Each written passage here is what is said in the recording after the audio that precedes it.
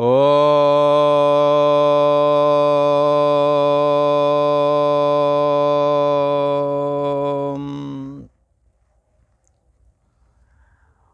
का प्रसंग एक बार स्मरण करते हैं। किरात देश के राजा का कर्कटी राक्षसी के साथ में ब्रह्म विद्या को लेकर के, आत्मज्ञान को लेकर के बड़ा सुंदर ही संवाद हुआ, जिससे कि कर्कटी राक्षसी जो कि ब्रह्म तत्व में पहले से ही स्थिति लाभ प्राप्त कर चुकी थी और उसको जब राजा के द्वारा उस दुर्लभ ब्रह्म ज्ञान को दोबारा सुना तो उसे बड़ी ही संतुष्टि हुई और राजा ने तब उस राक्षसी से कहा कि हे राक्षसी, अब तुम हमारे साथ जुड़ चुकी और हमारा तुम्हारा संवाद भी हुआ है, इसलिए अब इस हिंसा रूप इस जघन्य कर्म का तू त्याग कर दे। तब उस राक्षसी ने कहा कि हे राजन, मैंने आज से हिंसा का त्याग किया, अब मैं हिंसा न करूंगी।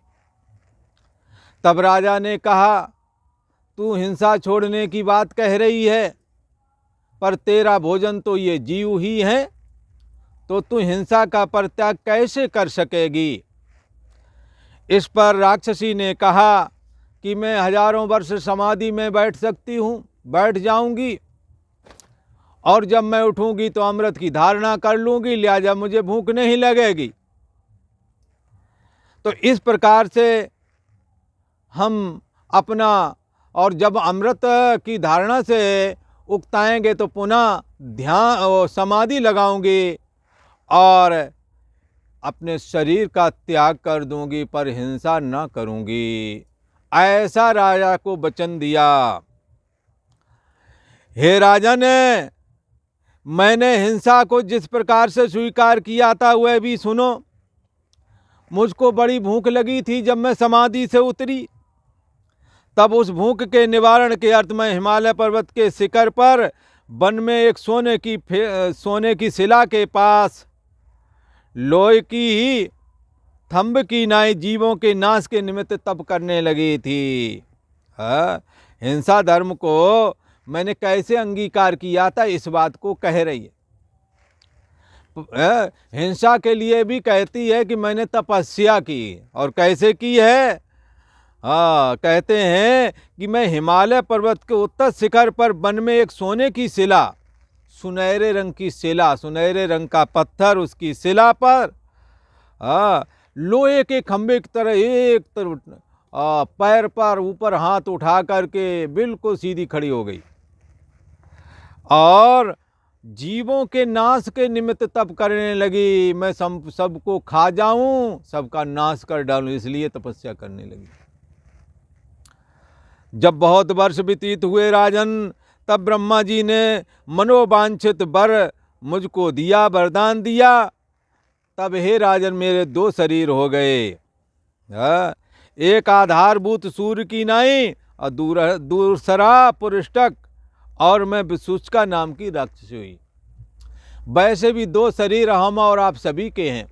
एक शरीर जो 3.5 हाथ का जो दिखता है, पर इस शरीर में जो रहने वाला जीवात्मा है वो लिंग शरीर बोला जाता है, ये दूसरा शरीर है।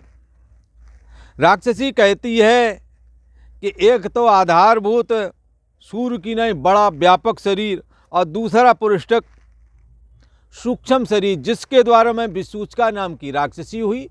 एक सूची के आकार के, छोटी सी सुई के आकार की बन करके और श्वास के माध्यम से सभी प्राणियों के हृदय में प्रवेश करके उस प्राणी का रक्त और मांस खाया करती थी। दो शरीर हो गए।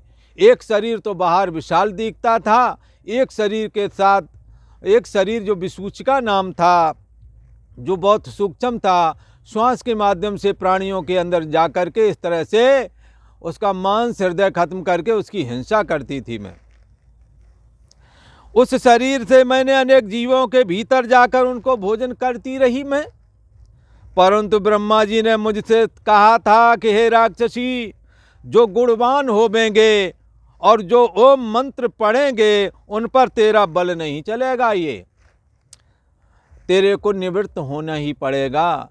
तेरे को उस प्राणी को, उस जीव को छोड़ना ही पड़ेगा जो ओम जपेगा। इसलिए हे राजन, तुम जो है हमारी खोज के लिए ही निकले थे रात्रि में कि वो राक्षसी कौन है जो हमारी प्रजा में रोग फैला रही है। वो राक्षसी कोई दूसरे ही नहीं, मैं ही हूँ। और मेरी निवृत्ति का उपाय ब्रह्मा जी ने ओम मंत्र बताया है। कैसे जपना वो विधि राजन मैं तुझे बता देती हूँ, ताकि तेरी प्रजा सुखी रहे। अब मैंने हिंसा धर्म का त्याग कर दिया है, इसलिए मैं विसूचका रूप से भी अब हिंसा न करूंगी। हे राजन, उसी मंत्र का उपदेश अब तुम भी अंगीकार करो जो ब्रह्मा जी ने हमारी निवृत्ति के लिए मंत्र बताया था। उस मंत्र के जपने से हमारा बल खत्म हो जाता है, रोग निवृत्ति हो जाती है। उस मंत्र के पाठ से सबके रोग नष्ट होवेंगे। ब्रह्मा जी का जो उपदेश है, चलो उस सुंदर पवित्र और नदी के तट पर जा कर के शीघ्र ही मैं तुझको उपदेश करती हूँ, तू मेरी निवृत्ति का मंत्र ग्रहण करो। उसके पाठ से हे राजा, तुम्हारी प्रजा का संपूर्ण दुख नष्ट हो जाएगा जो हमारे द्वारा प्राप्त हो रहा है। इतना कहकर वशिष्ठ जी बोले, हे राम जी, इस प्रकार आधी रात्रि के समय राक्षसी ने कहा। तब राजा और उसका मंत्री और राक्षसी ये तीनों पवित्र स्थान नदी के तट पर पहुंच गए और अन्वय वितरय करके आपस में सुहृद हो गए। अन्वय वितरय करके बात ये है, राक्षसी ने कहा, देखो भाई, हमारा भोजन हमारा मांस ही है, तुम हमारे को चाहे जितना अच्छा भोजन दो, पर मेरे को मांस से ही तृप्ति मिलती है। बाकी ये बात छोड़ दो, तुम शाकाहारी हो, तुम हिंसा नहीं करते हो, ठीक बात है। यही हमारे तुम्हारे में व्यतिरेक है, तुम्हारा अलग है, हमारा अलग है, पर एक चीज़ दोनों में एक है, और वो है तत्वज्ञान। वो है परम ब्रह्म परमात्मा जो दोनों में एक है। इसलिए हमने अपनी मित्रता कर लेनी है, हम एक दूसरे के शत्रु अब नहीं रहेंगे। जब तीनों पवित्र होकर के बैठे, तब जो मंत्र राक्षसी को ब्रह्मा जी ने उपदेश किया था, वही मंत्र विसूचका ने प्रीति युक्त होकर के राजा को उपदेश कर दिया और वहाँ से चलने लगी कि हे राजन, मैंने तुम्हें मंत्र का उपदेश कर दिया। अब जो हमारी पुष्टका रूप जो सूक्ष्म शरीर है, हाँ, बहुत सारी विसूचका रूप धारण करके जो समस्त प्रजा में प्रवेश करके सबको रोगी बना रही है, उसकी निवृत्ति हो जाएगी अब इस मंत्र के द्वारा। और अब मैं चलती हूँ। तब राजा ने कहा, हे महादेवी, तू हमारी गुरु है, क्योंकि तूने ये हमारी प्रजा का दुख दूर करने के लिए मंत्र बताया है, ओम मंत्र सुनाया है, जो मुक्ति का देने वाला भी है और विसूचका रोग को भी निवृत्ति कर देता है।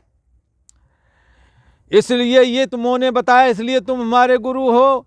इससे हम कुछ प्रार्थना करते हैं तुमसे, उसे अंगीकार करो। जो महापुरुष हैं उनका सुंदर सुहृदपना बढ़ता ही जाता है। जो महापुरुष होते हैं वो सुहृद होते हैं, अकारण ही प्रेम करने वाले होते हैं। और तुम्हारा शरीर भी इच्छाधारी है, तुम तो जैसी इच्छा करती हो वैसा ही शरीर तुम्हारा बन जाता है, तुम इच्छाधारी हो। इससे एक उपाय है हमारे पास, आप इससे मन को हरने वाला भूषण वस्त्र पहन करके, सुंदर श्रृंगार करके, एक आम स्त्री जैसा, जैसे हम लोगों की स्त्रियां होती हैं, उस तरह की स्त्री का छोटा सा रूप धारण करके कुछ समय के लिए आओ और हमारे नगर में निवास करो। ऐसी राजा ने प्रार्थना की। तब राक्षसी बोले, हे राजन, मैं तो लघु आकार भी धर लूँगी, हमें कोई दिक्कत नहीं है, मैं तो धारण कर लूँगी, परंतु मुझे भोजन ना दे सकोगे। मेरे को सब्जी अन्न आदि से तृप्ति नहीं मिलती है। जो तृप्ति हमें प्राणियों की हिंसा करके भोजन करने में मिलती है, वो तृप्ति हमें भोजन में नहीं मिलती। इसलिए मैं आकार बेशक छोटा धारण कर लूं, पर मुझे भोजन ना दे सकोगे। जो लघु स्त्री का शरीर धारण करूंगी तो भी मेरा स्वभाव राक्षसी का है, वो खत्म नहीं होगा, बना रहेगा। इसलिए इसको तृप्त करना सामान्य लोगों की तरह नहीं है। हमारा शरीर ये पहाड़ जैसा है, भले ही मैं छोटा शरीर बना लूं, पर मेरा तो यही है शरीर। इसलिए इसको संतुष्ट करना कोई हंसी खेल नहीं है।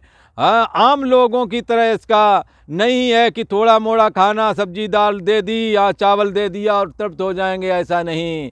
इसलिए मेरे को रखना साधारण नहीं है। तो आगे ये राजा उसको किस प्रकार से रखता है, कैसे अपने नगर में ले जाता है, आगे की चर्चा आप आगे वाले एपिसोड में सुनेंगे। आज इतना ही।